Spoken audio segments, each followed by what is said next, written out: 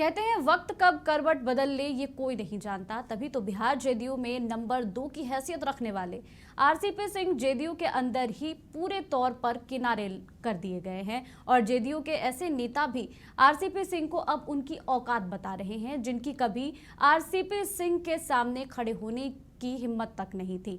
देखिए ये खास रिपोर्ट। आरसीपी सिंह साल भर पहले तक रामचंद्र प्रसाद सिंह मुख्यमंत्री नीतीश कुमार के सबसे भरोसेमंद थे। ताकत ऐसी थी कि जिसे चाहा संगठन में सेट किया, जिस पर कृपा दृष्टि बनाई उसे विधानसभा विधान परिषद का टिकट दिलवा दिया, जिस पर आंखें तरेरी उसे चलता कर दिया। लेकिन समय ने ऐसी करवट ली कि अब सब कुछ स्वाहा हो गया। तभी तो आज बड़े नेताओं की तो बात छोड़िए, छोटे नेता भी आरसीपी सिंह को आईना दिखाकर उनकी हैसियत नाप रहे हैं। कौन पार्टी में, कहां पार्टी में कार्यकर्ता के रूप में उन्होंने ऐसी क्या भूमिका अदा की है? बोलने के लिए तो बोलते हैं लोग कि हमने परिश्रम किया है, हम भी बोल सकते हैं कि हमने बहुत परिश्रम किया है इसलिए यहाँ पर पहुँचे हैं, तो बोलने की बात है। लेकिन जितना नीतीश जी की बिना कृपा के जो पद उनको मिला या जो प्रतिष्ठा उनको मिली पार्टी में, कौन ऐसा है इस पार्टी में कि माइक लगा करके घूम जाइए कि आज आरसीपी सिंह जी का कार्यक्रम यहाँ होने जा रहा है अब 5,000 या 10,000 आदमी जुट जाएगा? ऐसा है कोई नेता क्या नीतीश जी को छोड़कर इस पार्टी में?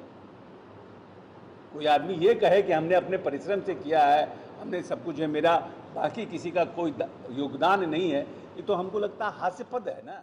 कभी सीएम नीतीश कुमार के सबसे विश्वासी साथी आरसीपी सिंह की राजनीतिक नैया मझधार में फंसकर डगमगा रही है और इस बार खेवनहार रूपी नीतीश ने ही मुंह मोड़ लिया है। ललन सिंह ने पहले ही बता दिया था कि आरसीपी की उल्टी गिनती शुरू हो गई है और नीतीश कुमार ने चुप रहकर वो सारा काम कर दिया। आरसीपी सिंह को सबसे पहले राष्ट्रीय अध्यक्ष की कुर्सी ललन सिंह को सौंपनी पड़ी। उसके बाद नीतीश कुमार ने आरसीपी सिंह को तीसरे दफे राज्यसभा भेजने से इनकार कर दिया। यानी जेडीयू के रामचंद्र की राजनीति के सबसे खराब दौर की शुरुआत हो चुकी है। विपक्ष इसे जदयू का अंदरूनी मामला बताता है। आरसीपी सिंह और जेडीयू का ये अंदरूनी मामला है। कितना उनको जो है प्रश्रय देगा, कितना जो है उनको जगह देगा, ये उनका आपसी मामला है।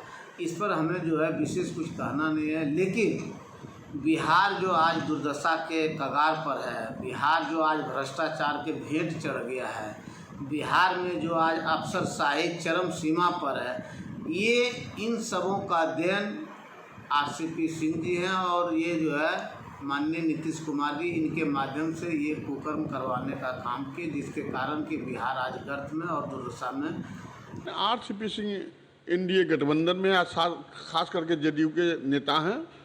वो राष्ट्रीय अध्यक्ष रह चुके हैं, मंत्री उनके कोटा से रह चुके हैं और आज वो मंत्रिमंडल में नहीं इस्तीफा करके बिहार में आए तो बार बार कह रहे हैं कि मुझे कहीं ना कहीं कोई काम मिलना है, मैं संगठन का सेवा करता हूँ, आज भी मैं संगठन का सेवा करूँगा।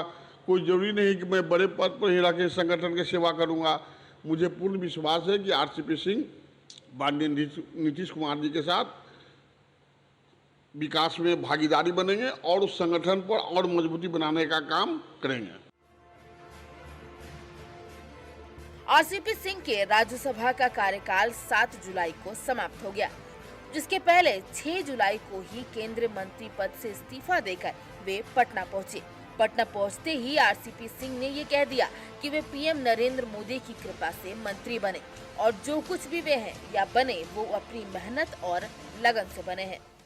हमेशा पार्टी के लिए काम करते रहे हैं और मजबूती से करते रहे। क्या भूमिका होगी सर अब जदयू में आपकी? अरे मेरी भूमिका आप जरा समझ लो, मेरी क्या क्या भूमिका रही। 2010 में आप जानते हैं कि मैं राज्यसभा का सदस्य बना, उसी समय मैं पार्टी का महासचिव भी बना, फिर आगे चल करके मैं पार्टी का राष्ट्रीय अध्यक्ष बना, बीच में मैं पार्टी का महासचिव संगठन भी रहा और पिछले 1 वर्षों से मैं माननीय प्रधानमंत्री जी की कृपा से देश में केंद्रीय मंत्री भी रहा। दरअसल इस पूरे खेल का मजा जदयू के सहयोगी भाजपा ले रही है, क्योंकि भाजपा को ये पता है कि आरसीपी अगर जदयू में दरकिनार हुआ है तो उसका सीधा लाभ भाजपा को ही मिलेगा। हालांकि हमारे सवाल पर भाजपा कुछ भी खुलकर नहीं बोलती। यह जदयू का आंतरिक मामला है। आरसीपी सिंह के खिलाफ क्या बोलता है या क्या काम देना है वो नेतृत्व तय करेगा, आदरणीय नीतीश जी और ललन सिंह जी तय करेंगे। लेकिन मेरा मानना है कि निश्चित रूप से आरसीपी सिंह जी एक कुशल प्रशासक थे, एक अच्छे राजनेता थे और उन्होंने उसको साबित किया। और देखिए, मुख्यमंत्री जी उन्हीं को बढ़ाते हैं जिनमें कुछ काबिलियत रहती है, तो निश्चित रूप से कुछ न कुछ काबिलियत रही होगी और कुछ न कुछ उनका अपनापन रहा होगा, जिसके कारण इतना बड़ा पद उनको दिया मुख्यमंत्री जी ने, राष्ट्रीय अध्यक्ष बनाया, केंद्रीय मंत्री बनाया। तो बिना काबिलियत के कोई नहीं बनाता है। तो हमारा इसमें कुछ नहीं कहना है, लेकिन निश्चित रूप से उनका सम्मान होना चाहिए, क्योंकि उन्होंने अच्छा काम किया है, जदयू को मजबूत करने का काम किया है। फिलहाल जदयू के रामचंद्र अपने सियासी बनवास पर तो चले गए हैं, लेकिन इतना तय है कि बनवास में रहकर भी कलयुग के ये रामचंद्र अपने ही नीतीश के जदयू रूपी अयोध्या को तहस नहस करने की तैयारी में जुटेंगे।